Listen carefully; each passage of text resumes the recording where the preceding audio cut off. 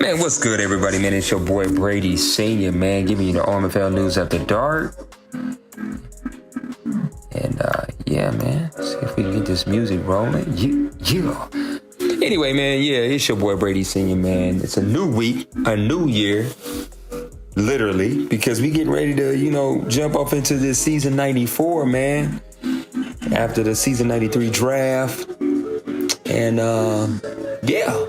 We're going to talk about a little bit of, everything that's going on so far in the off season. As you know, Jags is up here trying to make some moves.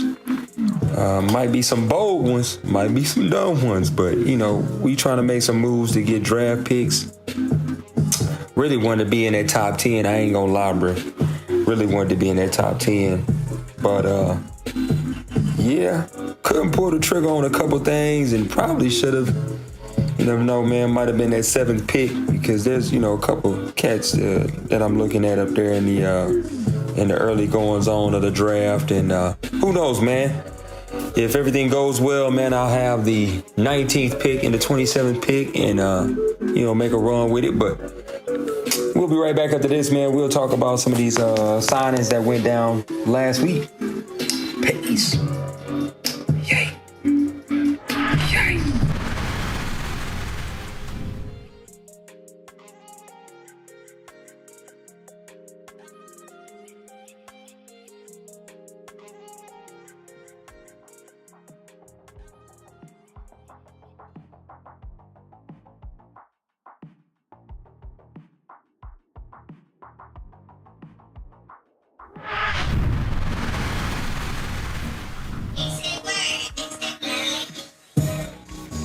Hey, welcome back to the OMFL News After Dark, man, with that bass drop. It's your boy Brady Senior, man, giving you the off-season edition right before Nate gives you the off-season PPL. Yeah. But anyway, man, right now we're getting ready to talk about the free agent signings, league signings as of right now. I'm going to go through some of these real quick. Won't hold your time up here. But right now, man, so far you got J.J. Watt went to the Panthers on a lucrative deal, $72 million for the next 4 years. Then you had Jonathan Allen, another 90 overall player, $57 million. He went to the Cardinals. Watch out. And then, of course, T. Will, 91 overall, right tackle, went to the Bengals for $27 million. And then the elder statesman tight end, Rob Gronkowski, bro, 91 overall, went out to the Colts, boy, for $27 million. Yeah, we know where he gonna be throwing the damn ball. And then, of course, man, we had a couple other ones, man. Hicks went to the Browns. We had Flowers go to the Colts. Let's see, Sonny Michel, man, he actually went back to the Patriots for $17 million for the next 4. And yeah, man, it was quite a few signings, man. Get over there, check it out. But yeah, we'll be right back after this, man. We're gonna talk about that Super Bowl game, man. Peace.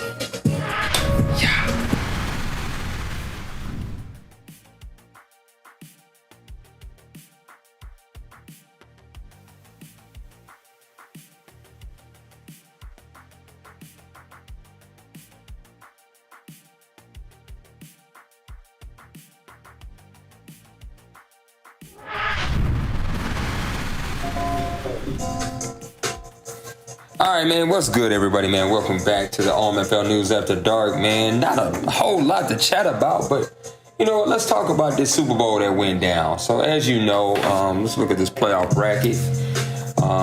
It was a real quick game between the Chiefs and the Ravens. Chiefs was able to beat the Ravens 30-13. Then they went right on into the Super Bowl. And handled the Cowboys 38-10. But I mean, come on, man, that roster is ridiculous over there in Kansas City, and it'll be that way for a while. I know he lost some pieces on the defensive side, but I mean, his bread and butter was the offense, man. Don't get it twisted. But let's talk about the Super Bowl game, man. 38-10, Chiefs secured over the Cowboys. Looks like it was a 24-7 halftime lead. And then they went ahead and put the icing on the cake with another 14 points, a 14-3 run in the second half, man, just to, kind of put it away. But total yards, man, it looked like it was 414 for the Chiefs to 180. I mean, there's nothing a whole lot you can do about that, man. Turnovers, they both were 1-1. Third down conversions, though, was the key, man. 9 third down converted to 2 for Dallas, man. Just, there's nothing a whole lot you can do, fam. And then let's see who the MVP would go to. I mean, Mahomes did his thing. He was 14 for 19, 190, 3 TDs with a 144.7 QBR. But I think the main man was Barkley with 16 carries, 181 yards, and 2 TDs. And looking at the receiving side, I mean, it looks like Kelsey was the one that did his thing for real, man. He had 5 catches, 84 yards, but I think the MVP went to Barkley for sure on that. But I mean, hey man, tell me what you think about this playoffs this season. Do you think X factors played a heavy role in that, or if it was just the better team won this year? Hey, we'll be right back.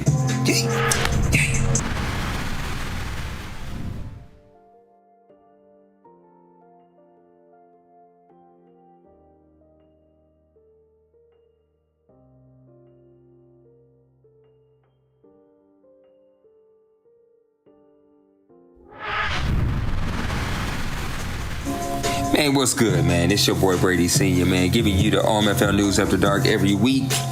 Hit that like, hit the share, and dang sure subscribe, y'all, because, man, I'm the hype show before the Press Pass Live, hosted by my boy Nate. And, we tell you a little bit about what's going on here in the OMFL, but I mean, it's all about the GrownFolks community, man. Right now, we got some hot leagues, the ATG, you got the Deuce, you got the NBC. I mean, man, hey, the TFL is even out there on and popping. So, check us out, man. Get over there to the GrownFolks OC website and just, peep us out. Peace.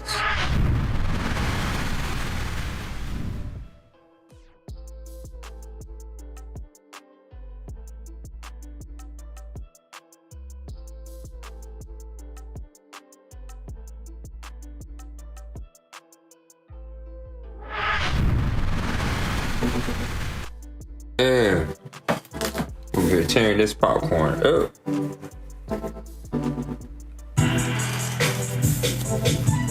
Hey.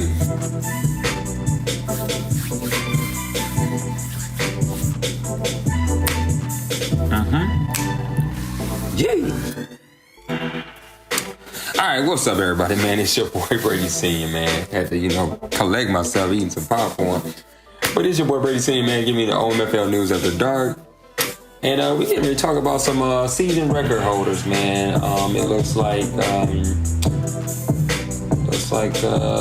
rushing yards. It looked like my boy B Mo got into the record books with 2001 yards as the newest member to the list. Fell short about 105 yards away from shattering Eric Dickerson's record back in 1984, but I mean, he was close enough. And then it looks like Barkley got close with 28 TDs rushing this year from shattering the 32 that was set by Dobbins the previous. And then on that rushing TD side, it looks like also Jacobs and my boy B Mo got added to the list with 25 of Jacobs and 23 from my boy B Mo. Receiving yards, man, it went to McLaurin out there Washington football team, man, with 2,316 yards. He's the new leader, the new king. TDs went to McLaurin as well with 24. It looks like Hopkins added his name to the list with 23. And then it looks like Vincent fell short of Hardman's record that was set the previous year of 22. But Vincent actually had 19. Those are the newest guys on the list. Catches went to actually looks like catches. McLaurin was added to the list with 132 catches. And then defensive sacks, man. We got a new sack leader, man, with Beckham. It looks like he had 32 in a year. He tops the list for the new man. And then, of course, defensive interceptions. It looks like the newest member on this list was Harrison out there in Cleveland. You feel me? But that's the list of season record holders right there, man. And we'll be right back after this, man. We'll sign out and run this thing right over to my boy GrownFolks. Yeah.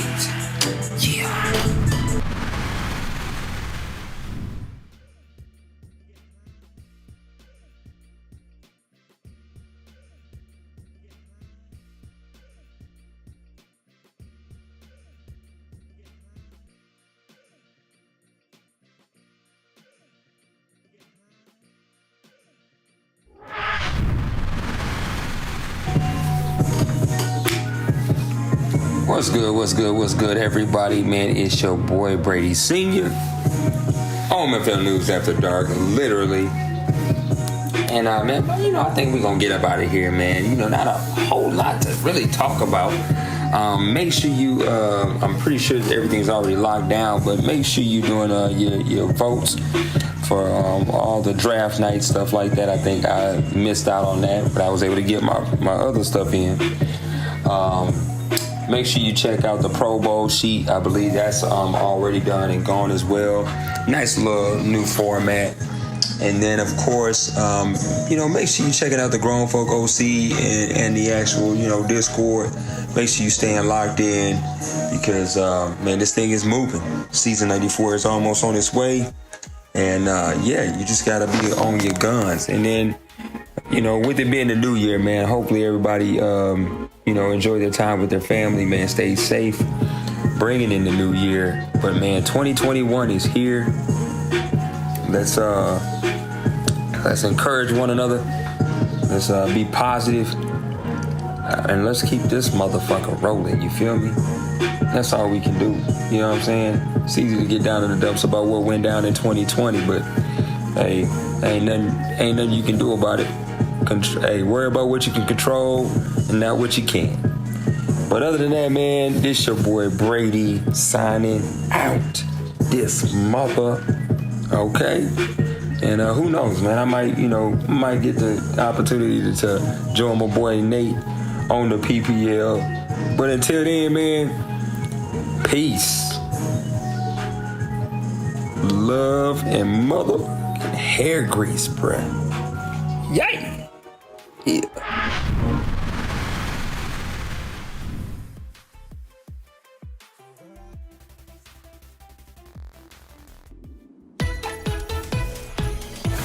This is the OMFL. You can't touch this. And you're in the mix with Kinda Real Name. Here's another OMFL production.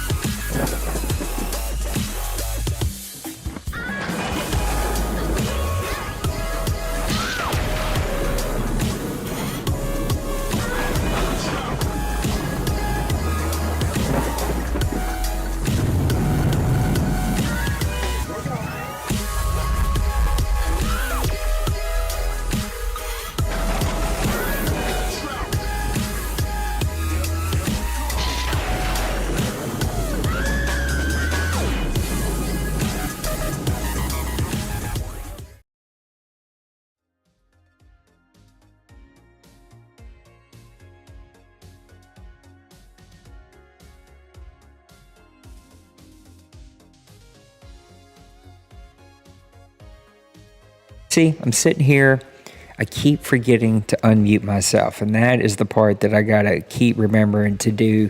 I set up all my fancy little buttons and stuff, and I just keep forgetting to hit unmute before I get started. So anyway, welcome to Press Pass Live. I'm glad that you guys are here with me. I think I got Mr. Brady, who I finally do hear in the chat. What are you going on, Brady? Hey, what's good, man? Can you hear me? Yeah, I can hear you now, buddy. It's good to have you here.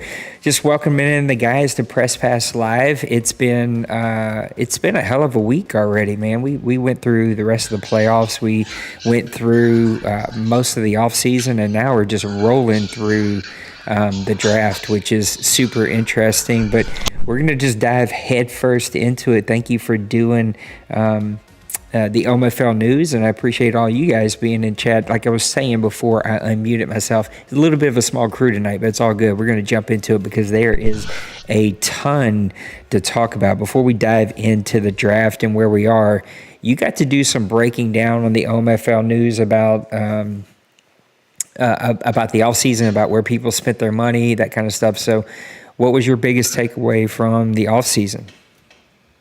I mean, just seeing some top talent, like Rob Gronkowski, get snagged up. Just some of the dollar amounts that I've seen kind of thrown around, and let me see if I can get over here to see if they still have it up here for some of the re-signings. But I mean, just some of the last couple of re-signings towards the end. Dollar amount wise, you had Jelani Solomon, 4-year contract, about $72 million. Staying at the Eagles. And it looks like there was like 3 signings by the Eagles that kind of approached the $90 million spent on just 3 guys. So yeah, he spent some money. It's going to be interesting. Yeah, spent some money. Looks like it's definitely on the defensive side of the ball, except for, of course, Solomon. He was the wide receiver, but got a cornerback and then the left end. And then, of course, like I said, the Colts did a lot of moving. Colts did a lot of moving. And then I don't even know how this cat still got money.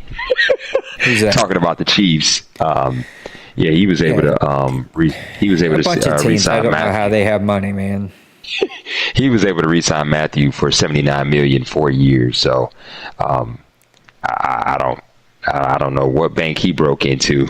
Yeah, I don't know who they're holding hostage to get all this cash until I picked up on a couple of their tricks, and we're putting in some new rules to unfortunately do away with some of those tricks. Yeah, we'll talk about that a little bit tonight. But thank you guys for being here. Thanks, Brady, giving us a quick rundown. Let's run over to our Press Pass Live, and we'll get started with the draft here.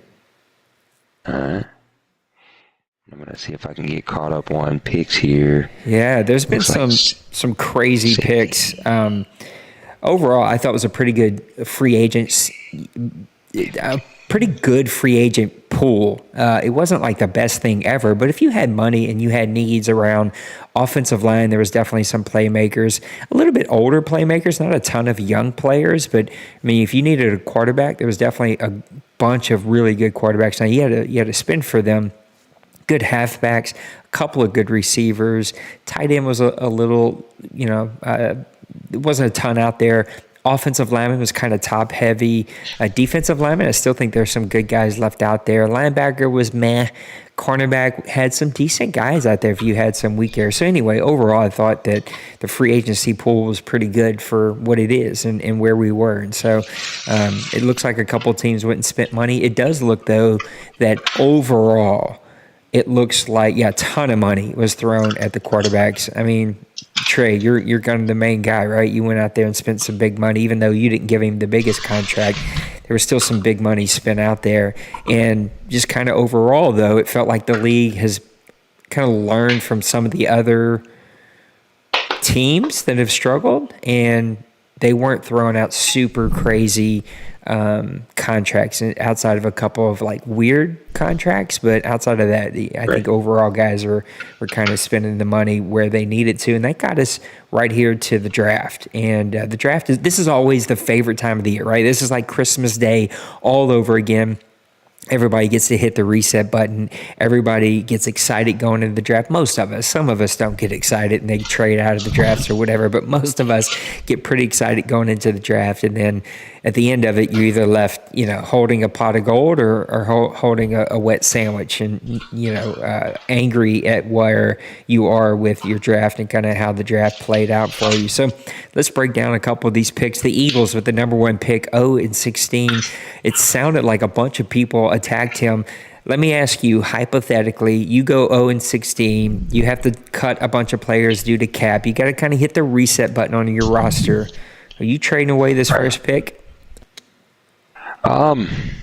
Man, for what he selected at first, Eric Boss, for what he selected, yeah, man, I would have traded that pick because Really? the player he selected was 28th ranked on my solo board that I created. He was number 1 on my board, man. Yeah, he was 28th. Cornerbacks are hard to come by. I know, but he wasn't out of the 3 that were taken in the top 10. He's the best one. Nah, he's the top one. Speed, man coverage, hidden development. His awareness isn't bad. I think this is a home run.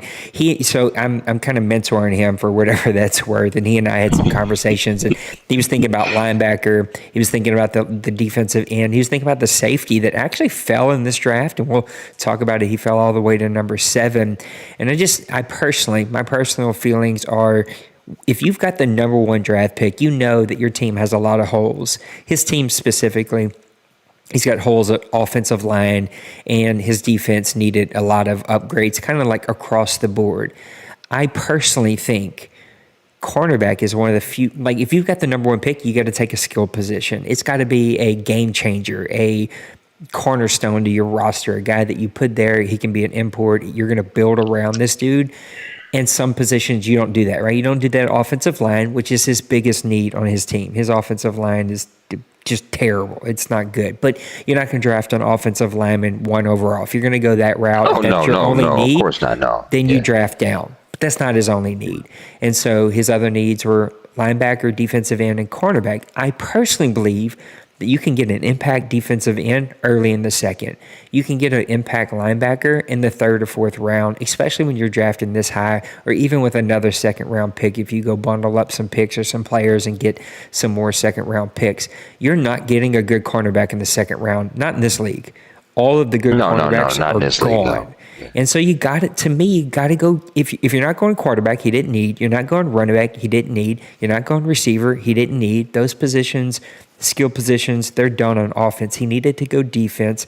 To me, number 1 pick overall, you got to go cornerback, and this was the pick. I think this guy is going to be a player, and he's going to be one of those types of cornerbacks in this league that we talk about as being an import, and it's probably going to, retire as, one of the top cornerbacks in the draft.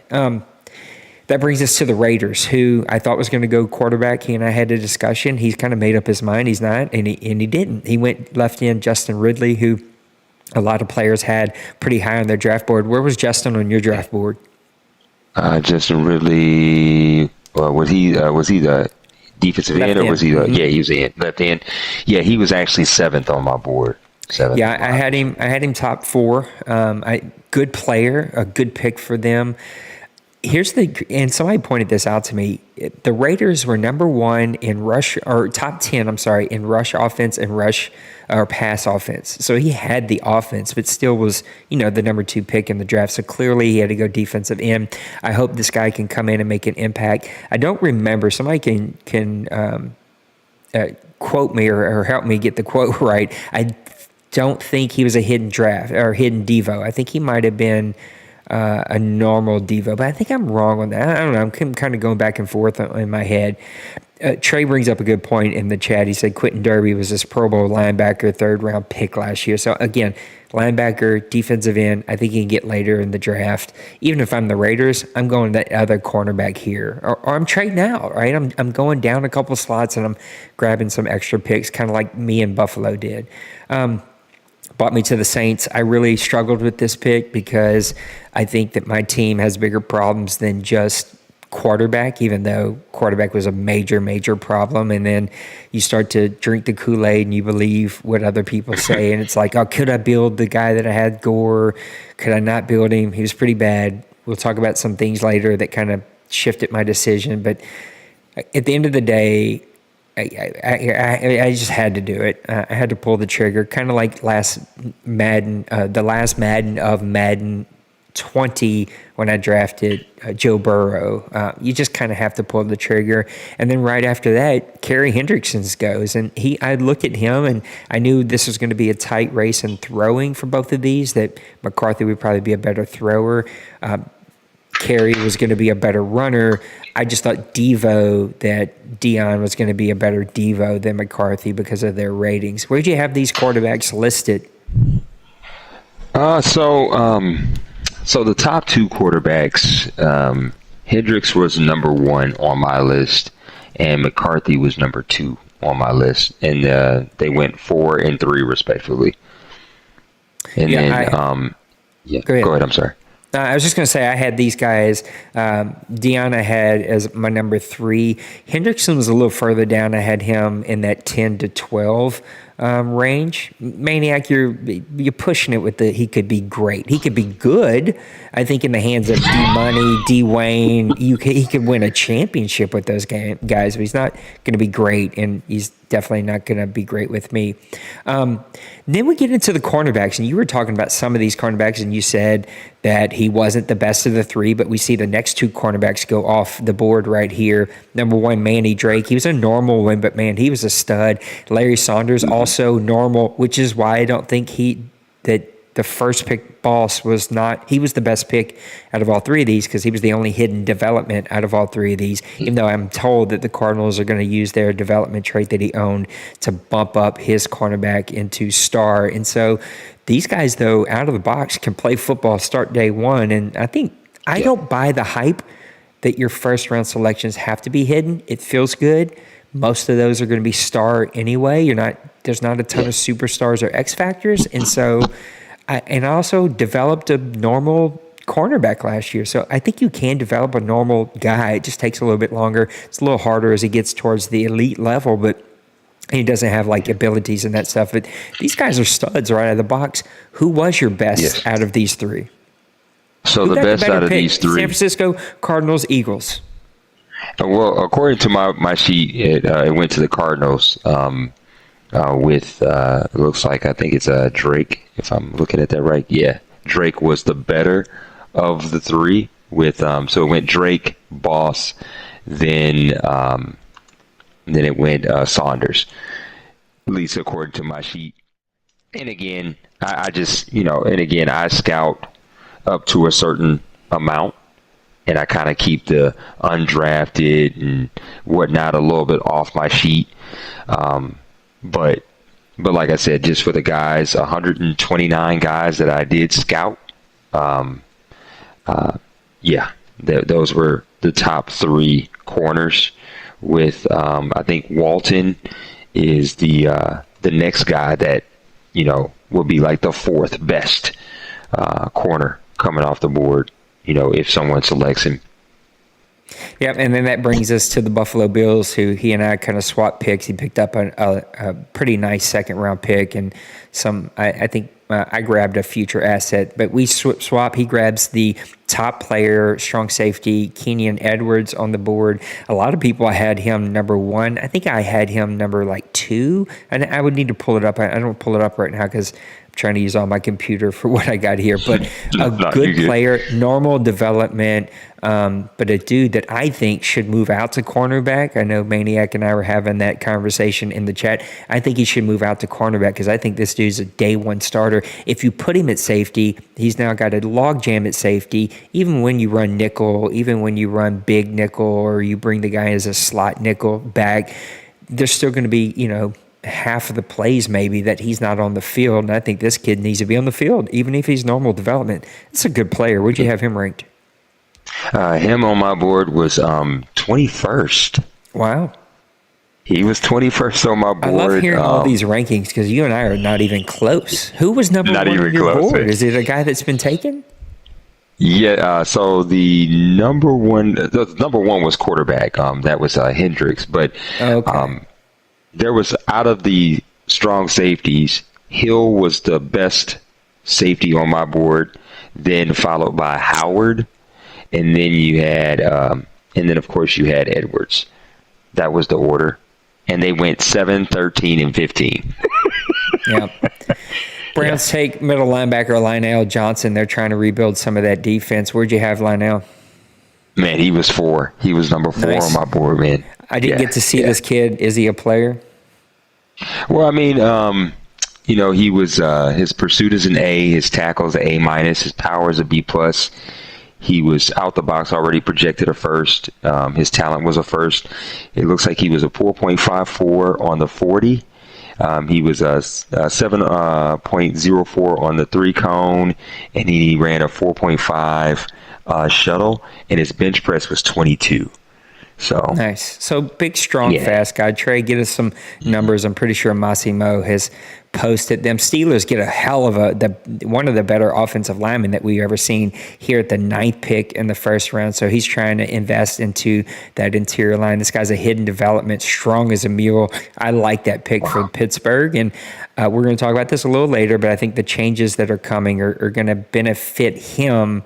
And even like you, like anyone who's a very good user, who's kind of had that nerfed with the current settings, just with this year's Madden, I think it's going to benefit your team, and so, or the guys who do that better, and the Steelers are one of them.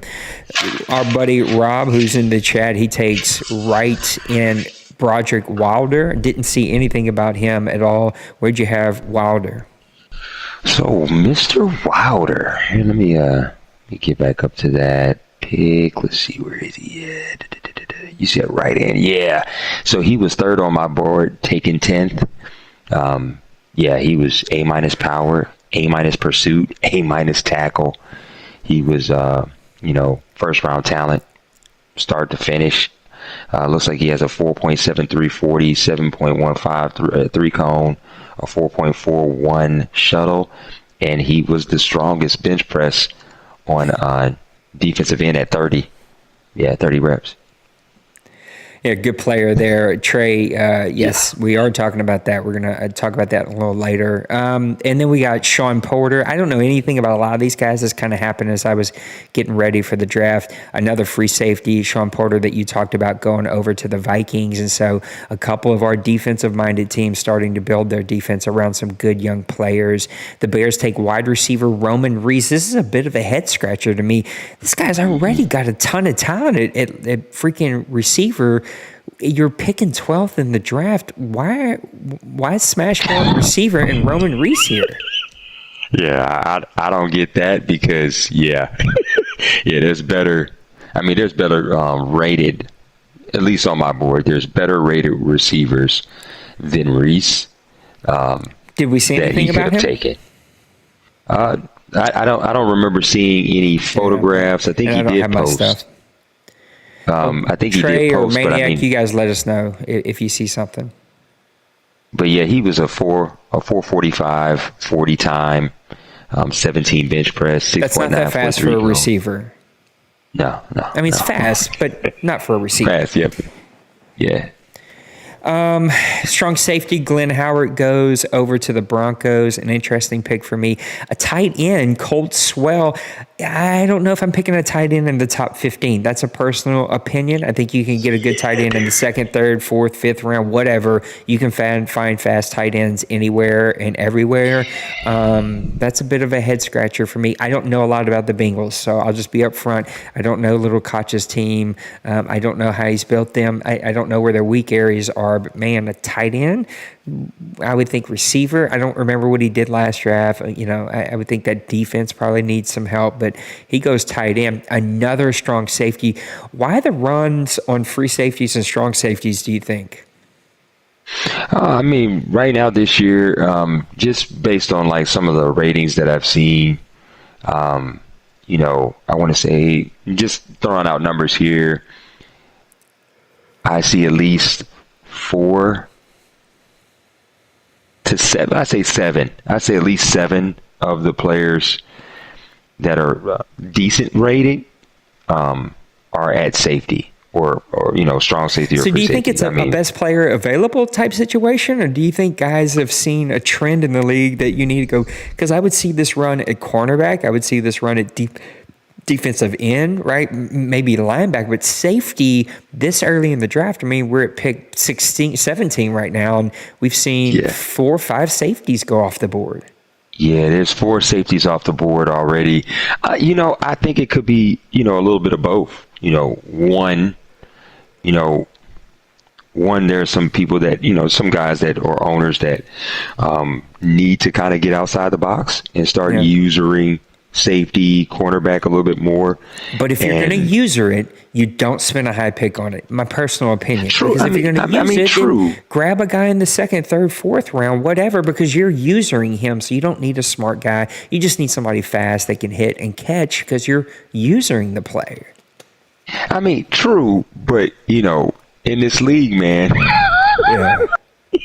the eagle eyes are watching, dude. Do you think it's a copycat? Trey brings up a good point. And Trey, I thought about this when I asked the question: is this a copycat situation after Proctor wins Defensive Rookie of the Year? I think he has like 11 picks or something crazy like that. Dude was playing out of his mind. Is this a copycat? Guys just want to go and find the next big thing that can make plays on the back end. I could vibe with that. It being a copycat scenario, but then again, also too, it could be a need. Man, it's hard to tell. But I know one thing, if other owners are using scouting tools, like some of us, if they're using scouting tools and not going just based off of the eye test. Yeah, man, it's kind of hard to, pick a position when on your screen that it's screaming, hey, this guy is a number 1 pick, and you have. I think that this Madden's draft, the way that they do it now, we use tools, of course, but I think this is one of the easiest Maddens to draft well. You look at their combine and you kind of get a really good idea of where they're going to be there. You look at their ratings and then you just compare where it says that their final round projection is going to be, and that gives you a good idea of how to compare that to the ratings. Exactly. If it shows a 2nd, 3rd, 4th round, even if it's an A+, it's going to be a low A+. If it's a 1st round, it's going to be a high A+, right? And then you can start to you don't even need tools. If you're just like you scout it and then you just wing it, you can do pretty good. Here's an interesting one that I'm still scratching my head. You have pick 13 and pick 16 if you're the Denver Broncos. You got to the big dance a couple of years ago with a rookie or a young quarterback. I don't think he was a rookie then. You trade him off. You're mad at him. You can't play with him. You out of the box, you have 2 stud running backs. You've got a pretty good offense. You had Drew Lock, so he's got a plethora of quarterbacks. He throws them all away. He has a pretty tough season. And then he comes and drafts the 3rd best quarterback in this draft in the top 16 when this guy's probably a 2nd, 3rd, 4th, 5th round selection. Where'd you have Derek Holcomb, and why did he go here? Have we seen anything? Chat, let me know if you've seen anything on this guy. Yeah, no. So Holcomb was 45th on my list. If he was going to take a quarterback, it would have been a risky pick. But if he was going to take anybody, it should have been Beasley. But again, Beasley was a risky pick. I'm not sure if that would have something to do with the story. 68 overall and pick 16, that doesn't feel good. No, yeah. Like I said, at 16, taking a 45th ranked, via my board, 45th ranked non-draftable quarterback. No. That's what he was on my board. Yeah. Yeah, there's some crazy things. Let my boy Marquez Valdez-Scantling. I can't keep up with all this stuff. When I'm making graphics all off season, I'm doing all kind. I can't keep up with any of this stuff. This is the first time I've actually looked at this. I don't know who went where. I look for my own team, and that's about all I ignore. But my boy Marquez Valdez-Scantling, who last Madden I gave up a 1st round pick for, he didn't start but 1 or 2 games. He just played terrible, but he got him a nice contract for the Vikings. So that's a good pickup there for the Vikings as they had to replace some aging players. I'm just looking to see if anything kind of sticks out. Natrell Jamerson, you got my guy, Natrell Jamerson. I thought about going after this kid. I won Defensive Player of the Year with him, Madden. What would that have been? Madden 19, the first year. Okay. I think he won Rookie Defensive Player of the Year. He was a great player back then. And then I couldn't. The Saints, real life Saints, got rid of him, and I could never get my hands back on him. Oh yeah, I know it's coming, Trey. Jakeem Grant, so going over to the Browns. I don't know what he's got left in the tank, but he got a pretty $6 million a year is a pretty good contract. Robbie Anderson. Or was it Robbie? It's Robbie. Is it Robbie or Robbie? I don't know. But Mr. Anderson, 3 years, $31.4 million. That is a chunk of money, Bill, for an aging veteran wide receiver. Let's see if anything else signs up. Why can't I say his name? Jarvis, there's the word I was looking for. Landry, I put in a low bid on him because what he wanted out of the box was crazy money. But he gets a 4-year, almost $40 million over to the Rams. It's a lot of money to put on a 29, 28-year-old wide receiver. Let's see. I know you called a lot of these out. Let's talk about this one. I don't want Mo to be mad at me. Mo, if you watch this is not personal, bro. I love Mo as a human, but he is a businessman, and I've learned that. I mean, he's been here for a couple years now. Mo's a businessman in real life. He owns his own business, from what I understand, very, very successful. He's smart. He's way smarter than I am. But personal feelings is that Mo doesn't know when to hit the brakes. He was kind of trained, I guess. Trained is such a bad word. People use that word. I don't know that he was trained by anyone, but I know he was influenced early in his OMFL career by Ducks. Dak Prescott, 4-year, $45.8 million contract to sit on the bench in New York. If you go look at this contract, most of it is in a bonus. And he and I kind of had a not so fun, and I was a little bit of a child about it, because I just get tired. I get tired of having to make rules for the same handful of dudes around here that push the boundaries and find the loopholes, or not even find loopholes, but find the flaws. And then the off-season, people ask me questions about the off-season. I'm like, I don't know. I'm like you. I got to go read the freaking handbook, because we got to keep making new rules. He goes and signs. I'm gonna be wrong. I would need to go look at this, but I think most of this contract, it's like $2 million a year in salary. The rest is bonus.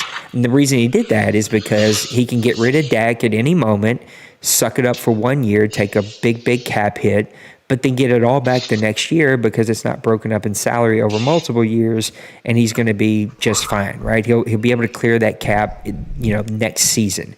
He's probably not going to like the new rule that we just put in. Again, it was put in because of D-Money and because of Mo, because they would use they're great cap managers, and they would clear a bunch of cap in their books. And then every offseason, they would sign 1-year contracts. They would go sign anybody they wanted, 1-year contracts, and then clear that money every offseason. So every offseason, they have a lot of money to throw around. And what they do is, after the draft, they just bully ball everybody. They sign a bunch of players, and they don't keep them. They keep them for a few weeks. They release them. They go sign whoever else they want.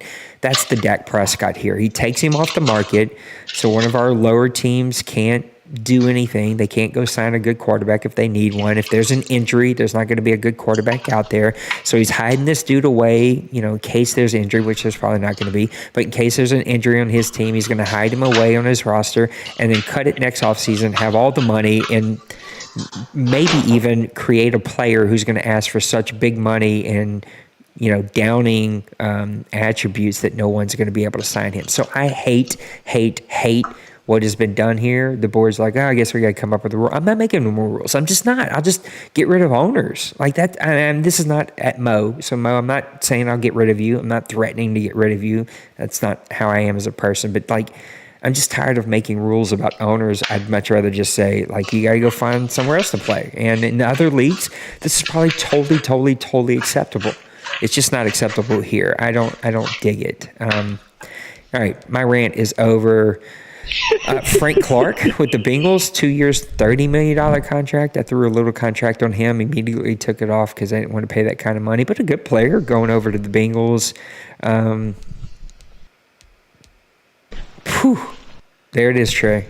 I don't know if you're watching the show as you're on here or not, Brady, but Trey, 4 years, $160 million contract, but you have your franchise quarterback. Totally have him.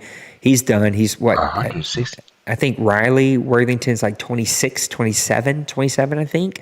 So he's done. He's got 160 mil, bro. What is that? That's over 30. That's over years. 50. That's over $50 million a year, right? Is that math right? 4 to 15 is no, that's not right. No, 40. It's $40 million a year. 40 a year right there, man. It's a lot of money in tough cap situations to manage. I mean, I don't know. Again, Trey, I don't know. He's got two, defensive rookies that could have won defensive rookie of the year on his team. Those are on rookie contracts. I don't know, man. That's a lot of money. I got scared. I got into it, and yeah, I get it, Rob. I did math wrong in my head. Okay, let it go, Rob. Rob's another one. He don't let things go. It's 11 o'clock at night, Rob. I'm tired, buddy. I'm sorry. So that's a lot of money. Anyway, we've made fun of contracts. Let's go ahead. I've wasted enough time tonight. And let's talk about some things. You're going to be the first to hear about this as well. But I want to talk about a couple of just notes, FPR notes. We're going to head off to the owner submitted questions, but I don't think we have any. So give me just a second. Let's get over there. Yeah. Think that we have any owner submitted questions? I don't know why I did that twice, but anyway, I don't think that we have any owner submitted questions. Hold on 1 second. I know what to do. This is going to be noon. There we go. I don't think we have any owner submitted questions. No Maniac. Lucky for you, we're not going to talk about Jukes, but if you guys have them, put them in chat, and you can go put them in the deal for your points just a little bit later on. Number one, let's just talk about a couple of FPR issues. Number one is going to be the hit stick. It's starting to become a little bit of a trend, but look, number one, we're adding it to the rules. I'm adjusting the rules for any kicks or punt returns. Humans don't get to hit stick. If you are controlling a human, you don't get to hit stick. I don't care if it's 2 yards down the field or 50 yards down the field. Let the CPU. There's no other reason. I don't think it's a flaw in the game. I don't think it's taking advantage of anything. I just think it's super cheap. It takes zero skill to come down, select a player, and just smash the freaking returner. And because it takes no freaking skill at all, and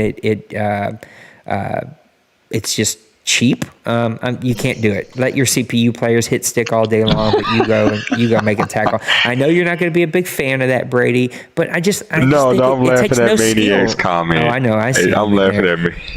It just takes no skill. Can we at least admit that it takes no skill? It might not take a lot of skill, but it does take timing. And if you miss, you miss. Timing is not skill, and no one misses on a return. Now, when we're talking about regular defensive plays, total, that's a skill that not everybody has. I don't have it. I don't know why. I can't hit stick on the defense. But on a return, I just don't know that it takes skill. Because if you just select the player, he's already running. You don't even have to run. And you just sit there and flip that baby. But anyway, at the same time, hit sticks are not banned here. And they're not what the hit stick used to be. The hit stick, used to be, it was a tough thing to have to figure out and work out, and it's not anymore. It's not as powerful as it used to be. So all of these complaints about Brady hit sticking, right? You and I had this conversation offline, or like, let it go, guys. As long as they do it within the rules, it's not as overpowered as it used to be. It's not an auto fumble. Matter of fact, it's rarely a fumble outside of returns. And so it's like, get over it and learn how to hit stick yourself, I guess. So you can switch on kicks. You just can't hit stick. People twist my words around too much. You are too much in this chat tonight. Now to piggyback off of this hit stick thing, I honestly think, if we're doing it for kick return, punt return, then it definitely should be also after the catch. I'm just saying. I know I'm just as guilty as everybody else, but I'm just saying. It's just tough to police. And that's what I always start with. Like, that is my baseline. So anytime any of you write suggestions in the chat, anytime you guys hit me up on DM or you put it in our rule suggestion, my baseline where I start is, how do we police this? And when we start talking about, well, I clicked 2 steps after he caught and hit stick them, then I have to start drawing the line. Okay, well, you got to wait till 5 steps, and then who's counting steps? And then they're mad because Brady did it in 2.5 steps, not 3 steps, and so now I've got to break down film. I'm just it's no, like, I can't. It's too much. No, and it's funny. It's funny that Don't throw a contested throw would be my rebuttal. No, it's funny that, on, my feedback forums when guys kind of, about me, like, man, if I was this petty about hit sticks, oh my God, dude, like totally. I would be complaining about hit sticks right after the catch and stripping right after the catch, because everybody does it. Everybody does it.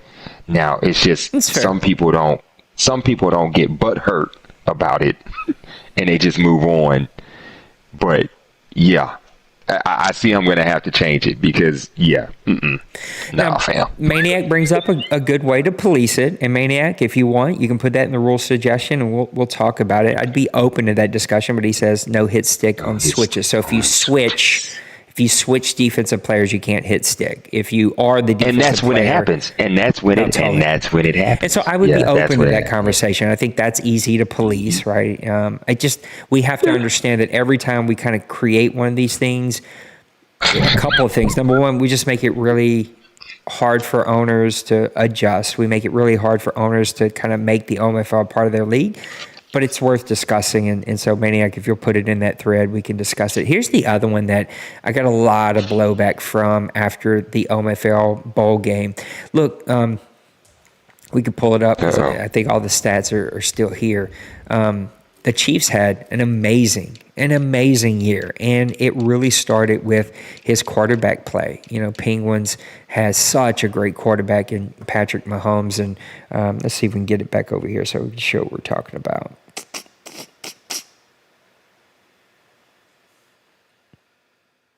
Supposed to.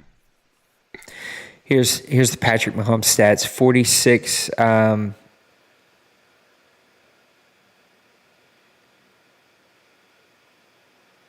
Rob, I don't think he's talking about. Sorry, I'm trying. I don't think he's talking about special teams. Special teams is still no hit stick from a human. I think he's talking about on defense if you switch. I see where Rob's mixing those together, but I don't think they mix together. Anyway, Patrick Mahomes, 4,600 yards, 42 touchdowns, 19 interceptions. That number was pretty freaking low for a long time. It was in single digits for a long time, 70%. And you'll see why people were frustrated. The bowl game, if you go watch it, in some of his games, the tight end was really, a big piece of what he had going on. I need to do something, but now I don't think that I can. Anyway, okay, let me try something here. I'm gonna bring this down. Hopefully, my iPad is dying on me. I forgot to charge it, and it controls all my stream. But it won't kill the stream, but it just makes it more difficult. Anyway, the issue is that he does a lot of checkdowns. Now, we opened up running back and tight end throws and took some of the restrictions off of it, because I think that Madden, starting in 18, 19, 20, 21, they cover those routes much better. Defense is already super, super hard. Now, I always will lean towards, I think receivers, your wide receivers should be your first option. But if those options are covered, then you should look for a tight end, a running back. And I think that's where Penguins really shine this year, is he took those dump downs. He took those tight end throws. He has a great tight end. His offense is loaded, right? He's got a great tight end in Khalees. And so he's got a great team. And guys are like, oh, we need to put limits on it again. But if you look at his overall stats for the season, Walters had 65, Hill had 56, Khalees had 64, Barkley had 47. I mean, outside of perfect numbers spread between all four of those, I don't know how else you say this dude didn't spread the ball around. Khalees was third on his team in touchdowns, and he had half the touchdowns his two receivers did. I get why it makes it frustrating, because if you cover him deep, he checks down to Khalees and the running backs. If you cover the running backs and Khalees, he just throws a lob ball to Hill or to Walters, and he kills you big play. And so I get why he's frustrating to play. I get the concern. But at the end of the day, he's got a loaded team, and you got to go game plan. You got to go figure it out. You got to go figure what you're going to take away and what you're going to give him. And sometimes you got to just tip your cat to the other dude and just say, yo, bro, you outplayed me, and you did not make a mistake. And so I just want to remind everyone, when it comes to FPR, wide receiver, fullback, tight end throws are allowed, and there are no restrictions on them. And you have to grow your skills as a defender to move around, play multiple positions, and take away certain things on certain plays. The other conversation I think kind of goes really close with this was a conversation that I had with our Texans owner today, and his concern was he makes a lot of adjustments. I've said this. This was my other FPR highlight. Number one, remember majority. Majority goes for everything. A majority of the time, offense and defense, you should call a play and go run that play. No adjustments, no changes, no flipping, no motions. Call a play, go run a play. That most of the time, that should be the chess match. I get that adjustments should be allowed, but we have to understand every time we make an adjustment, I think the game is animated based, and we mess with animations, we mess with AI with every adjustment. And so you're allowed adjustments, but you shouldn't be doing the same adjustment every play. And his conversation with me was, well, I always shade either left, right, or over the top with my cornerbacks because I get killed with drag routes and slant routes. And guys, just every second and long, I give up 20 yards to a slant route or a drag route. And number one, my comment was, if guys are abusing routes, then you need to complain. That needs to be in your feedback form so we can watch and do something about it. And number two, just because a guy is getting you on a certain play and you're guessing that it's coming doesn't mean that you should be allowed to do an adjustment every time. So I just want to remind everybody, when it comes to your play calls, because I'm seeing a lot of people will call man on first down, cover two on second down, or sometimes cover two on zone on first down. I'm rambling now. What I'm trying to get to is I see a lot of cover two zone followed by cover two zone blitz. That's the same call. I know it's not technically the same call, but it's the same type of play. It's the same style of play. That shouldn't be happening back to back. We shouldn't have 2 and 3 blitzes back to back. That's not mixing it up. That's not doing the majority. You shouldn't be running, run on first down,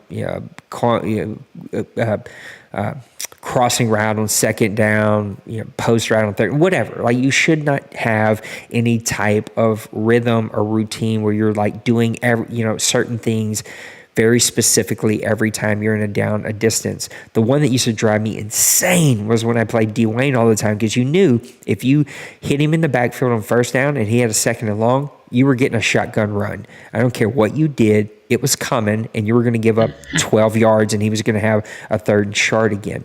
I don't think the game is that easy anymore, but that's the type of thing we can't.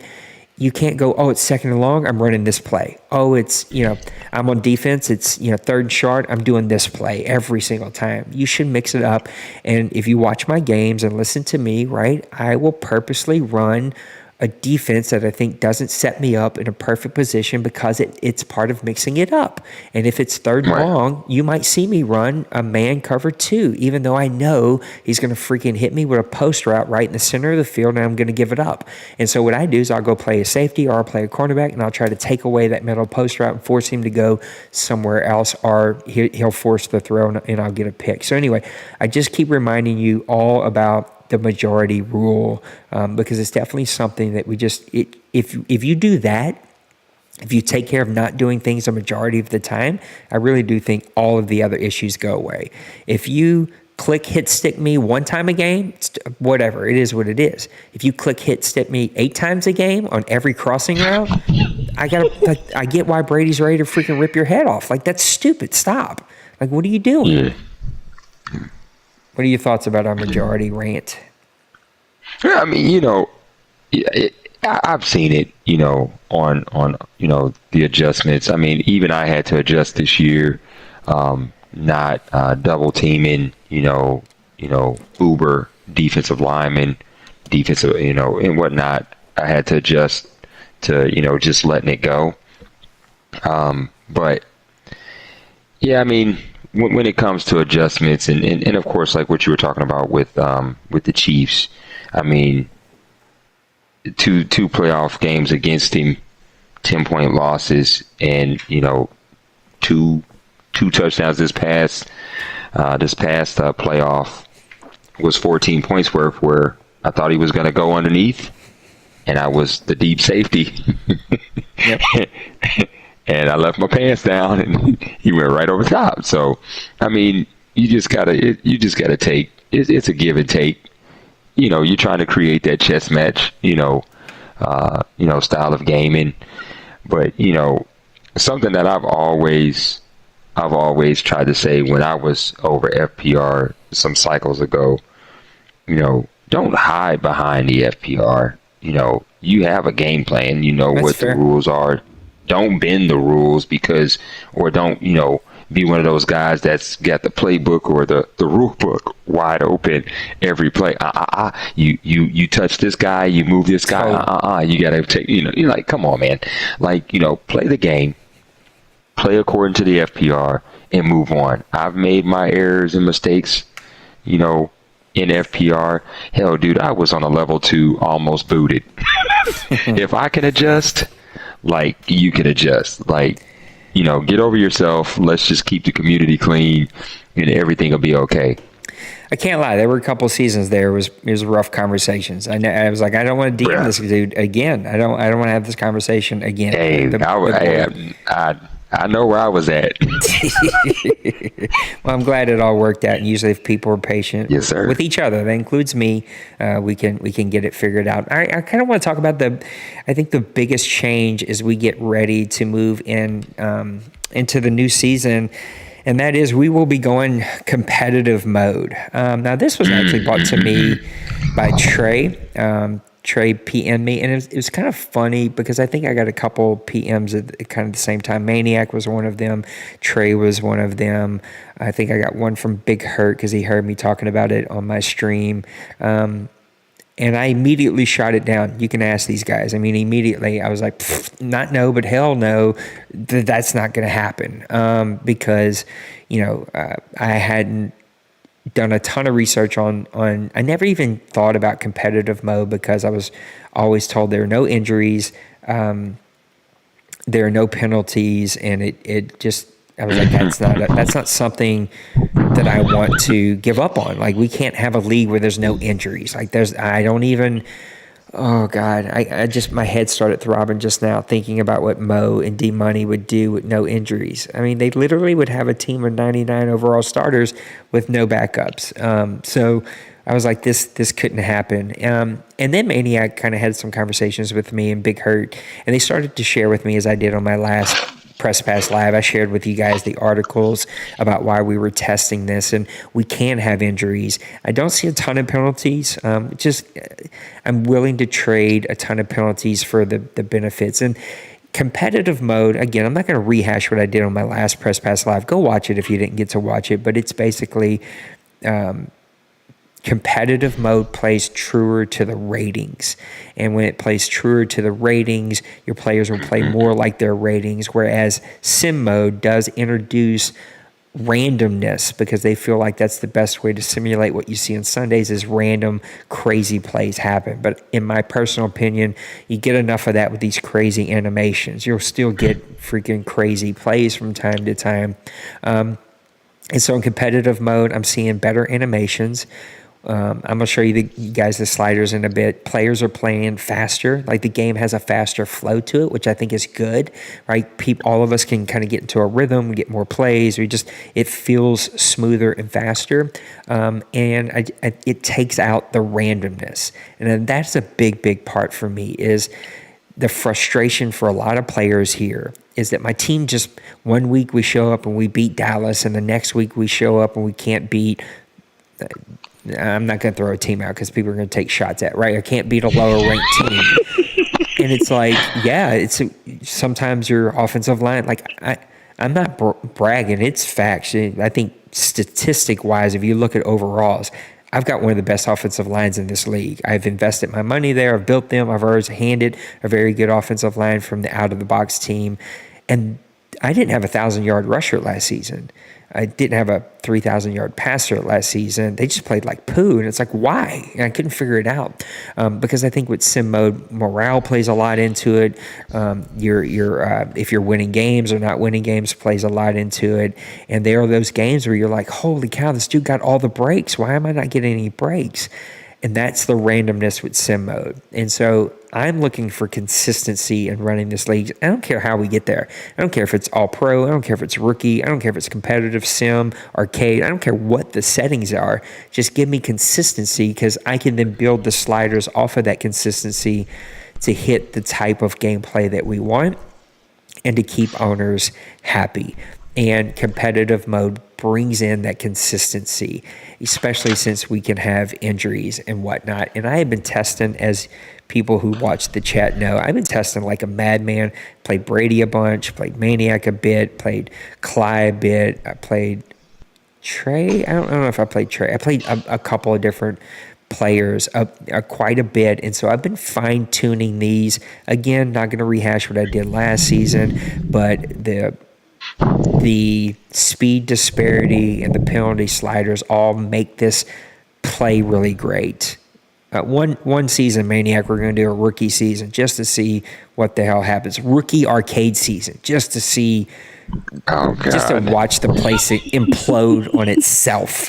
But anyway, I feel really good about these sliders. I think there's still some fine-tuning that could be done and may be done as we progress in the season. I don't think there'll be big tunings. I just think there could be some fine-tuning here. But I think this gives us the most consistent gameplay. You have bad throws with quarterbacks sometimes if you don't have a great quarterback. But, superstar players play like superstars. You get good pressure but not unbearable pressure. Your wide receivers catch a lot of great passes. They don't hold on to everything. With 48, I haven't seen but one fumble the entire time I've played. And so this 48 could probably even get to 50. The reactions, I think, feel good here. The interceptions at 20.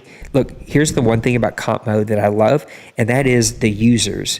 Guys like Brady, guys like Trey, because I played you before Trey, guys like Clyde. If you're a good user, and a guy makes a mistake and challenges you, in sim mode, they might get away with it. In comp mode, they don't get any mistakes. If someone makes a mistake to a user, it's game over. It's 100% going to be picked off. Very rarely will you see a user drop an interception. But at 20, all the players are not trying to go for interceptions. You'll still get, if you make a mistake in comp mode, you're going to get it picked. We're still going to see super elevated interception numbers, but we're seeing a lot more knockdowns with it at 20. 20. We're seeing a lot more players, not going for the pick, but just trying to knock the ball down. And I'll tell you this on comp mode too. Sometimes your CPU players are going to go for the pick and they're going to miss it, and then you're going to give up a big play. I've seen players whiff on tackles, like just straight up comp tackles, no maniac special with the spin or juke move in the hole, just a straight up regular tackle, and they just whiff and miss it sometimes. I was playing Dallas the other day. I don't even remember who had Dallas now. Was that you, Trey? I don't remember. Somebody had Dallas. I was playing against them, and for whatever reason, their linebacker, Jalen Smith, couldn't tackle worth a crap. He missed like 4 or 5 tackles in the first half. And I was like, that's good to see. It's like, if you don't have a good tackling rating, you're not going to be a good tackler. But then he picked me off 3 times because he's just a stud flying all over the field. These CPU settings are beatable, as Trey learned in the playoffs. He lost to the CPU team, got blown out by the CPU team. Sorry, Trey. These are beatable. If you play a good, consistent game, you can beat the computer. I love these field goal settings. You're not seeing crazy long field goals happen. They're not automatic. Injuries are good here. Here's the other thing about comp mode. If you watch this, what are we at? Oh, we're an hour and 10. I'm going to have to wrap this up. Good thing I don't go to work till Tuesday. But anyway, you better have depth at offensive line, because you're going to have a couple offensive linemen get hurt most games. You better have depth at defensive line, because you're going to have defensive linemen get hurt. You better go set your sub in and out, because if you play a player that's tired, if you have like a tired offensive lineman or a tired running back and you run power up the middle, there's a good chance that he's going to get hammered. And so you better prepare for injuries to happen. Most of them are going to be in-game injuries where you lose them for the game, or you decide, do I want to chance it or not chance it, which I love that extra strategy. It's just another layer of coaching and strategy that you got to kind of go through. And this is what this gives. And so all the other settings, you can see them here. They're set, ready to go. We'll see where we think after the preseason week number 4, which will happen tomorrow. And so you guys can let me know what you think. So that's really the biggest thing that I was going to announce tonight. There's one other last thing, but I wanted to get your initial reactions. I know that you've played some of these. Give me your true thoughts. Love them or hate them. I don't care. I've done these a ton. I'm a big boy. I can handle your feedback. What were your initial thoughts of trying this out? Man, to be honest with you, when I heard we were going to comp, I instantly thought of lobby games. Totally. Not even gonna lie. Instantly thought of lobby games. But of course it reacts a little bit different. And then of course too, with us playing, within FPR, Totally. It works. It can work. But I will tell you, man, teams with 6, 7 plus, superstar or, X factors, man, You better have a game it's plan. going to get ugly. It's going to get ugly. Yeah. But those teams also have to manage the cap, right? And they have to manage those players. Oh, yeah. And with injuries, what I love about this game is, number one, in the test CFM, there's some bad teams in there. And I played with a couple teams that had like all 67 and under offensive linemen. In some plays they would block, but man, you better get the ball out quick. You better get rid of it. Yeah. And then I played some games where like your best offensive lineman got hurt, and it changed the game. I think I played the Rams in one of these tests, and like Donald got hurt, and it changed the game as it should, right? Like right now in sim mode, if Pickney, my defensive tackle, gets hurt, if Ramczyk gets hurt, right, like you can plug and play and be okay. You may have to change a little bit, but most of your game plan is still going to work. In comp mode, you're going to have to think through it. You're going to have to like change your game plan, change how you attack it. And I love that extra strategy.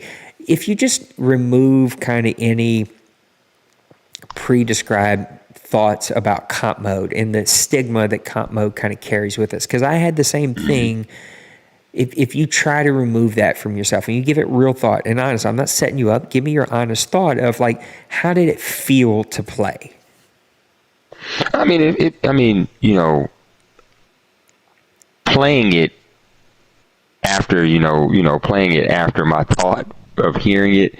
I mean, it played fine. It played fine. Of course, there was some things that needed to be tweaked, of course, but it played fine though. Well, I'd love to hear the chat's thought. Looks like there's only 6 people still hanging in with us at 11:20 at night my time, Central Time. So after midnight on our East Coast friends, I'd love to hear anyone else's thought.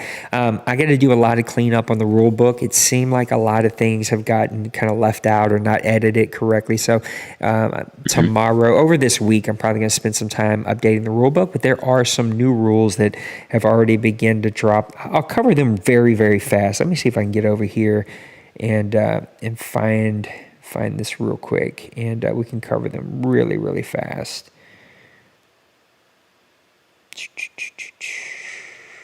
Central Hub. Yeah, I feel sorry for the NFC, boy. Yeah, look. Oh my I think God. I talked about this on Press Pass Live. I think the AFC is the more consistent top-heavy team or conference. The NFC, there's some madmen over here, and they're doing some crazy stuff. All right, let's see. Yeah, D Money just got Josh Allen. Yeah.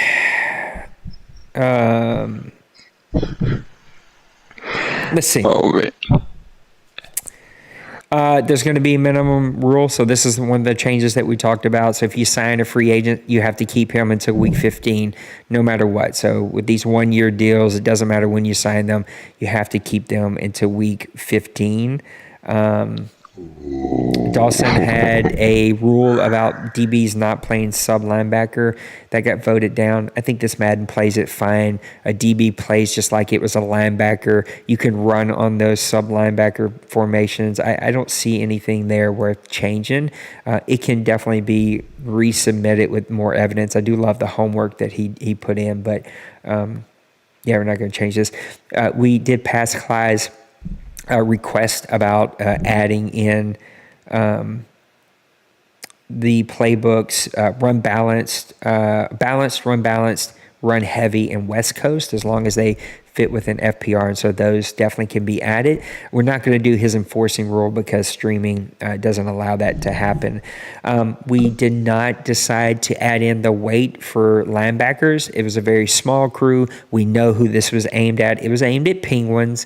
If Penguins puts up another crazy amount of sacks way far away from everybody else, I will definitely revisit it. But for this season, we're going to see if that guy isn't just a great player who had a 1-year great run, or if this is really, an issue, or if other teams start to do it. But as of now, we're not gonna do that. I think Beckham, if that's who you're talking about, who had 32 sacks, he lost him during the offseason. Oh, did he? Where'd he go? Sure, I'm not sure, but I could have sworn. Chat. You gotta let me know. In my, I could have swore he said he lost him. Let me check and see here. Who's this Allen kid that people keep talking? He's a defensive tackle, right? No, you talking about Josh Allen. Like from Buffalo Bills? No, my Josh Allen from Jacksonville. Yeah. He's a defensive lineman or something. Yeah, defensive end. Yeah. Oh, defensive end. Yeah. What did he have to give you for him? I ended up getting his 19th and I think a second round. Huh. Good luck with that normal Devo player. I hope that works out for you. Hey, I'm not supposed to use the defensive end that much, so it's all good. I don't. The Moes and D-Moneys of the world that get everything they want. I don't understand it. I never will understand it. You guys all try to explain it away to me. They're ruthless, and that's why they get what they want. They freaking keep at you when they kind of get their mind made up. Or D-Money just as he does me, because I don't think he cares for me. He just blows me off.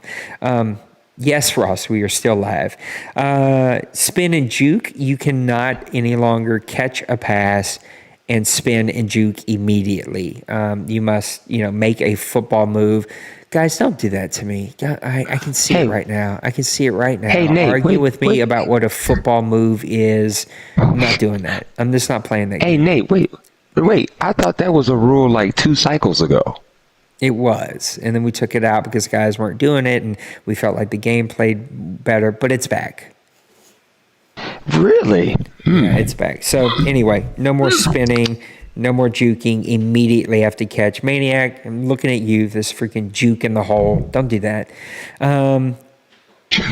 Reworded the defensive.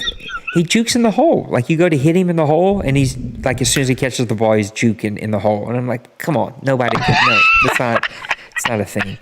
Anyway, I reworded the defensive play calling rules not applying inside the 5-yard line. I can see how that didn't say what we wanted it to say, so I changed it to say what we wanted to say. It just meant how you call plays. Like, those restrictions are kind of taken off of you. Like, I don't expect people to be, first and goal at the 1, and now you have to run a zone and you have to run a man defense. Like, your options are limited at the goal line. We kind of take those things off the plate. This Pro Bowl thing, I'm telling you guys now, I can't announce it because it's not passed yet, but I think I will be passing a new development rule for offensive line. So if the new thing passes for offensive line, which I think will be done tonight or first thing tomorrow, I will not be doing the random Pro Bowl rule that I added, where all offensive linemen that made the Pro Bowl that were normal or star went into a randomizer, and we, 2 of them, 1 from each side, would receive a Devo bump. We're not doing that. And I will take back the platinum one. I will take that off because we have a new way of doing it so that it is stat-based, earned, but not in such a crazy way where it's just stupid, but in a way where we will see way more developments in offensive linemen. And with those changes, we will be lowering the X Factor, star, and superstar settings. So expect a couple of these changes to be coming here really, really soon. We talked about the adjusting this hit stick rule. We're still talking about Tim's rule. I'll be honest, Tim, if you watch this, I don't think it's needed. I think the game that you got frustrated by, it didn't work. He still was iced, and so I think we're just adding rules for the sake of adding them because we're frustrated. And I get why you're frustrated, but to me, it's like, wait until that kicker lines up, and if he starts doing it on first down, then whatever. Like, that's just the way it works. And so you don't earn an ice the kicker. It's a gimmick added to the game. So I don't. That's still being voted on, but that's just how I personally feel. To second that, Nate. What's so bad is I did that and my dude was still iced. That's what I'm talking about. But he called a timeout. Totally. Like, he's frustrated with you and what you did in that game. Maybe he's seen it in more games than just you. We don't know that for sure, but we're just definitely not. We're not going to do that. Well, I don't know that I didn't vote to accept that rule. What else? Well, we talked about D. Wayne's suggestion that is going to be changing. I think that's it. I will give you a sneak peek, and then we'll wrap up the show because it's super late, and I've been going at it for an hour and a half. No one wants to listen to me for an hour and a half, so we'll go ahead and wrap this thing up. So here is the thing that we are working on. Here, I think I'll show it. I'm taking a big chance here because I'm going to let y'all in on the boardroom. You'll see the boardroom, but I don't think there's anything in here that no one's going to see that would get their panties in a wad. So... Nope. This is what I wanted. So you can see the other rules that we're talking about, first round picks, and then Tim's rule, and then this rule. So basically, I'm going to make sense out of all this mumbo jumbo that you now see on your screens. I'm trying to figure out what I want to actually show you guys. So right now, if we go with my suggestion, which Rob is helping me because he's a numbers guy, so he's helping me look at some stuff. Every offensive line that hits a minimum of 700 plays ran, kind of looking at the gap, that's a good starter on a good team is going to hit 700 plays fairly easy. 700 plays minimum. we're going to look at their stats. So we're going to look at how many sacks that they've given up. If they are a tackle and they give up 5 sacks or less, they're going to get a Devo bump if their stats are connected to their current development. So to make sense, you see it on the screen right now. If they are a normal development offensive lineman and they give up 5 sacks or less, they're going to get bumped up to star. If they're a star offensive lineman, they have to give up 3 sacks or less. They're going to get bumped up to superstar. If they're a superstar offensive lineman and they're going to want to go for X factor, they have to give up no sacks that season. And if it takes it away from you at the end of the season with our settings that we have, and you didn't re-earn it back with the sacks, then you lose it. If you're a guard, I'll bring up this next one. If you're a guard, it's 3 sacks or less. So if you're normal and you want to go to star, you have to give up 3 sacks or less. If you're a star and you want to go to superstar, you can only give up 1 sack. And if you're a superstar interior offensive lineman and you want to go to X Factor, you have to give up no sacks. And you guys can see I started running the numbers today. Players that hit 700 yards, hit all of this other stuff. You can see how many players would get their development changed. This is a lot, but this would also change our other settings. So you can see them here. It would change them from what is currently, what is my current numbers? I'm trying to think of what the current numbers are. I don't have them. None of this is going to make sense to y'all, and it's okay. The current numbers, I think, are 55. No, I think they're 50, 75, and 425 are the current settings. If we went with this route, we would adjust them to 50, 60, and 380 because we would be adding in all these other new superstar players. I need to test that to make sure it would work because I'm not 100% sure it would work. I don't know if you just add all of these, if it refigures and spits out what it's going to do. I don't know how it's going to work, but we will adjust so that our numbers aren't inflated by doing what we do for offensive line. This is what we're talking about right now. This is still totally up in the air. I'm not 100% sure that it's going to get passed, but it's definitely something that we're talking about. Okay, that's what's up. I was changing screens, and so I knew the guys wouldn't be able to hear me, so that's why I got silent on you, Brady. My bad. Trey, we got to do some testing, friend, to see if we add in all these new superstar, or it's actually star players is going to be the biggest number. There's not that many players that went from star to superstar. None went from superstar to X Factor. 0 players did that. No players hit that. So Trey, we got to do some testing to see.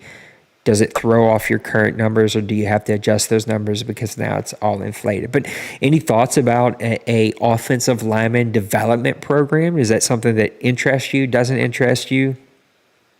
Man, with me having a stud halfback, heck yeah, that'd be nice. It's just making sure that because right now you can't get development on offensive line. There's no. What's it called? Talking about those. You talking scenario. About those game scenarios? There's no scenario. There's no scenario for offensive linemen, and so we tossed around a bunch of different ideas, and this was probably the best one to do it in a way where the numbers weren't super inflated. It was still earned, and it was still kind of fair. I still think that the star is a bit high. But there's only so much, there's only so, I can only lower it so much. I may lower it to 4. That would tweak it just a little bit, but you're only talking about 2 or 3 players. So anyway, it's just something that we can, you can't gain dev traits, but you can lose them totally. So anyway, it's just something that we're thinking about and talking about as a board, and something that we're going to look at. So Brady, are we excited? Draft is tomorrow night. Paul's draft is stopped on our buddy Tim. Yeah, I hope them two. I hope already them two picked pick in the 17. morning. That's pretty good, though. That's not too bad. That is good. So we're better. On Tim, and then the draft starts tomorrow. What's the thing that you're looking forward to the most in the draft? Man, just hopefully building a team that can actually compete with, the Ravens, the Chargers, my division, the South, and just the top teams, Patriots. Just want to make sure I continue to have some kind of a chance. That's what I'm looking forward to.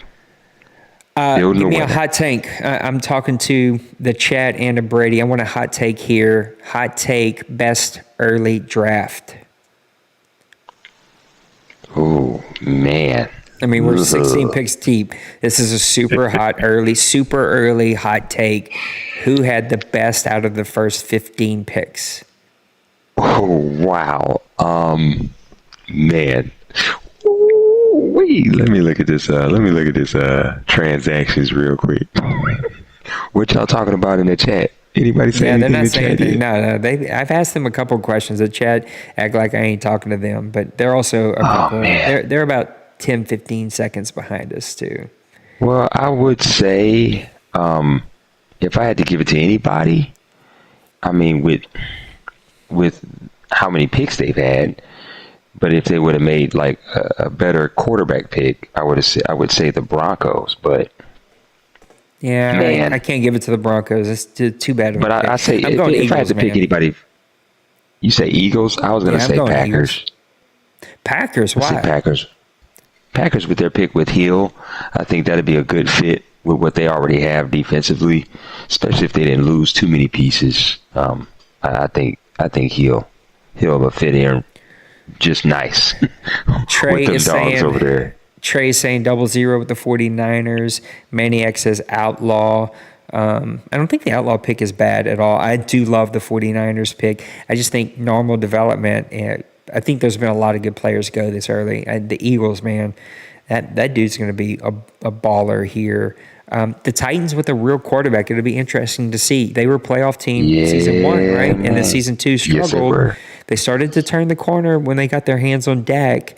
So we'll see. We'll see what he does with a rookie. I think there's going to be rookie growing pains for all three of these quarterbacks that have went here in the first round. There's definitely going to be some rookie growing pains. Last thing, and then we're getting you out of here. And chat, you guys. Yes, Ross. He got that. He got boss. Chat, you can give me your top 3. Give me your top 3 best players available right now.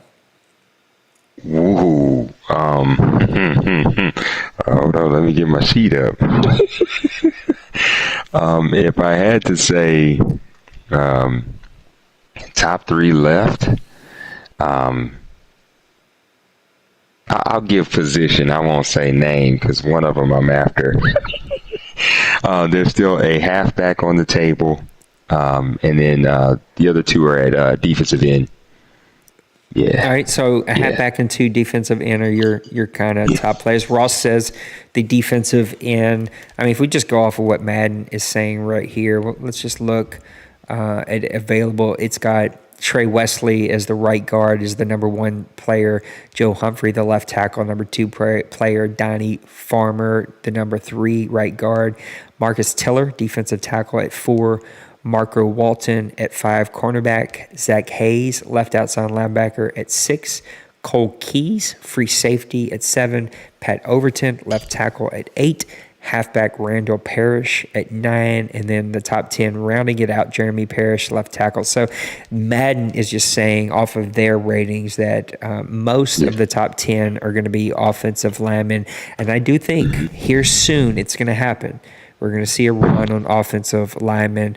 And I think the position, my personal opinion, the position that is going to have a late run is going to be linebacker and receiver. That's where we're going to see kind of a late run. Ross says Zach Hayes is one of the linebackers he believes is the top one. Maniac says guard, defensive end, receiver.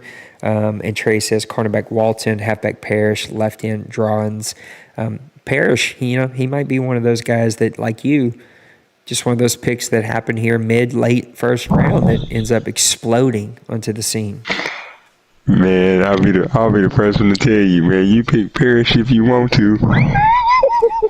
Why? What's the matter? Why we don't like Parrish? Oh man, Parrish is 46 on my board. Wow. Yeah. Madden's call. I don't even have him graded out, but he graded out as the 15th slowest halfback, which isn't great. One of the quicker ones, though, number 1 in 3-cone, number 1 in shuffle. So he's going to be an agile guy, but 22 in the bench press means he's probably not going to be all that strong. He is an archetype of elusive. So we'll see. He did have a good combine rating at 7.2, but you're saying stay away, danger, Mr. Robinson. Yeah, man. Yeah, Parrish. Yeah, he's actually marked not draftable on mine. Whoa! Now, I don't go by the not draftable though. I look at their rank. I look at their rank. So you're saying Madden's number 9 best player available is undraftable, according to you. Man. Hey, just according to my sheet, let's just leave it at that. All right, guys, it's been a really great week. One last little quick thing. I'm not going to make a super big thing out of this because it probably won't affect most of you, but I've had some initial conversations with Pootie T, who kind of brought in the NBC here and now runs the PUBG clan that we have. And, you guys have seen one of the intentional things that I like to do here is just create a safe space, right? A safe space for everybody to kind of find their community. But we're going to really take some intentional steps in growing our community and some intentional steps in like how do we grow viewership in the video, the contents that we make for our YouTube, really growing our YouTube, to really take our community to the next level. And a big piece of that really is going to be me embracing through my streaming and through what we do here, kind of the religious aspects. I'm not going to be teaching Bible studies on my stream. That's not what this is about. But I am going to be really more intentional about just being who I am in real life and creating a safe space and sharing some encouraging things to just help people kind of wherever they are in their life, because we really want to continue to grow. And I think we've grown a really safe space in this community as a whole. A lot of people love this place, and we want to expose it to more people to come be a part of it. So I think you'll see some more intentional content around Madden and around PUBG over the next couple months, and hopefully some new voices. You see the work that I put into these streams. You're going to see all my new overlays come out now that Christmas is over and the Christmas one's going away. So I'll have a new overlay for PUBG. This old one that we've been using is going to be our Press Pass Live overlay. And then we're also going to have a new one for Madden that you guys will see as soon as I start playing Madden again. I might even break it out tomorrow. I don't know. We'll see. No, Maniac, I'll continue to yell at you if that's what makes you feel better. Whatever creates a safe space for you, Maniac. But those are one of the things that we're intentionally doing. Brady, I love the OMFL news. Thank you for doing those, man. It's so much fun. Tomorrow is a big day to me. It's my last day before work, and I'm going to make a ton of videos tomorrow, not only for my church stuff that I have to do, but I'm going to update a ton of videos for the community. So you guys will start seeing a bunch more videos come out tomorrow as I try to knock out some of these things. So I hope that you guys have a really great rest of your week. We will see you all tomorrow. The live draft show will begin at 7:30 Central Time, and then the live draft will start at 8. And hopefully Brady and Rob or Penguins or Maniac or D-Wayne or any of these guys that want to come and hang out with me, the party chat will be up and you can come and hang out. So until then, Brady and everybody else, have a great rest of your night. God bless you this week, and we'll see you, okay? Peace. All right, later on, man. Thanks for having me. Thanks, buddy.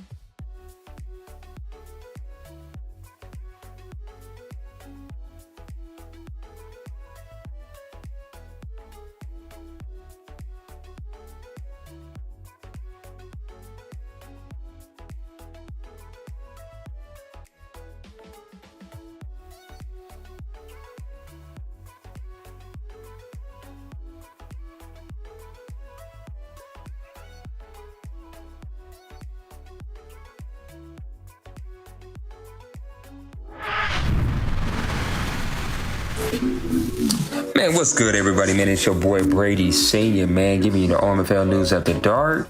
And yeah, man, see if we can get this music rolling. Yeah. Anyway, man, yeah, it's your boy Brady Senior, man. It's a new week, a new year, literally, because we getting ready to, jump off into this season 94, man. After the season 93 draft. And yeah, we're gonna talk about a little bit of everything that's going on so far in the off season. As you know, Jags is up here trying to make some moves. Might be some bold ones, might be some dumb ones, but we trying to make some moves to get draft picks. Really wanted to be in that top 10. I ain't gonna lie, bro. Really wanted to be in that top 10, but yeah, couldn't pull the trigger on a couple things, and probably should have. You never know, man. Might have been that 7th pick, because there's a couple cats that I'm looking at up there in the early goings on of the draft, and who knows, man. If everything goes well, man, I'll have the 19th pick and the 27th pick, and make a run with it. But we'll be right back after this, man. We'll talk about some of these signings that went down last week. Peace. Yay. Yay.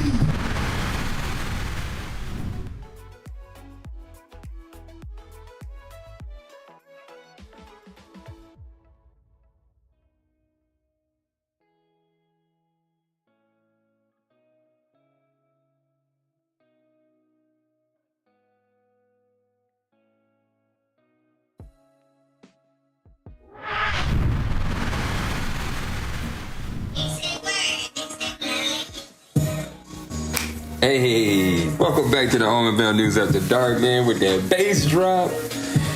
It's your boy Brady Senior, man, giving you the off-season edition right before Nate gives you the off-season PPL. Yeah. But anyway, man, right now we getting ready to talk about the free agent signings, league signings as of right now. I'm going to go through some of these real quick. Won't hold your time up here. But right now, man, so far you got J.J. Watt went to the Panthers on a lucrative deal, $72 million for the next 4 years. And you had Jonathan Allen, another 90 overall player, $57 million. He went to the Cardinals. Watch out. And then, of course, T. Will, 91 overall, right tackle, went to the Bengals for $27 million. And then the elder statesman tight end, Rob Gronkowski, bro, 91 overall, went out to the Colts, boy, for $27 million. Yeah, we know where he gonna be throwing the damn ball. And then, of course, man, we had a couple other ones, man. Hicks went to the Browns. We had Flowers go to the Colts. Let's see, that Sony Michel, man, he actually went back to the Patriots for $17 million for the next 4. And yeah, man, it was quite a few signings, man. Get over there, check it out. But yeah, we'll be right back after this, man. We're gonna talk about that Super Bowl game, man. Peace.